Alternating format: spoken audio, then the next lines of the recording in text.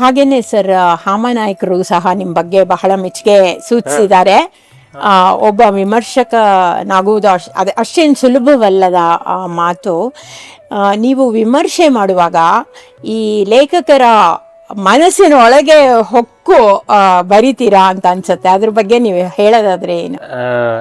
ಅಂದ್ರೆ ಇಷ್ಟು 77 ಜನರ ಬಗ್ಗೆ ನೀವು ಹೋಗಿದ್ದೀರಾ ಅಂದ್ರೆ ಒಬ್ಬೊಬ್ಬ ಲೇಖಕರ ಮನಸ್ಸಿನೊಳಗೆ ಸಾಧ್ಯತೆಗಳಿರುತ್ತೆ. ಒಂದು ಕೃತಿ ಅದು ಕ್ಲಾಸಿಕಲ್ ಆಗಿರುತ್ತೆ, ಅದು ಸರ್ವಕಾಲೀನ ಗುಣ ಇರುತ್ತೆ ಅದಕ್ಕೆ. ಹಾಗೆ ಕೆಲವು ಸಮಕಾಲೀನ ಗುಣಗಳು ಇರುತ್ತೆ. ಸೊ ಅದು ಆ ಕಾಲಘಟ್ಟಕ್ಕೆ ಸರಿಯಾಗಿ ಒಂದ್ ಥರದಲ್ಲಿ ಗ್ರಹಿಸ್ಕೊಂಡಿರುತ್ತೆ. ಸರ್ವಕಾಲೀನ ನೆಲೆಯಲ್ಲಿ ನೋಡುವಾಗ ಅದಕ್ಕೆ ಬೇರೆ ಅರ್ಥ ಕೊಡ್ತಾ ಇರುತ್ತೆ.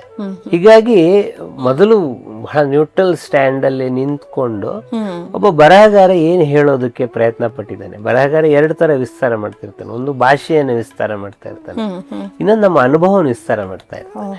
ಸೊ ಈ ವಿಸ್ತಾರ ಎಲ್ಲಿ ಆಗಿದೆ ಎನ್ನುವುದು ಗ್ರಹಿಸುವುದು ವಿಮರ್ಶಕನ ಜವಾಬ್ದಾರಿ.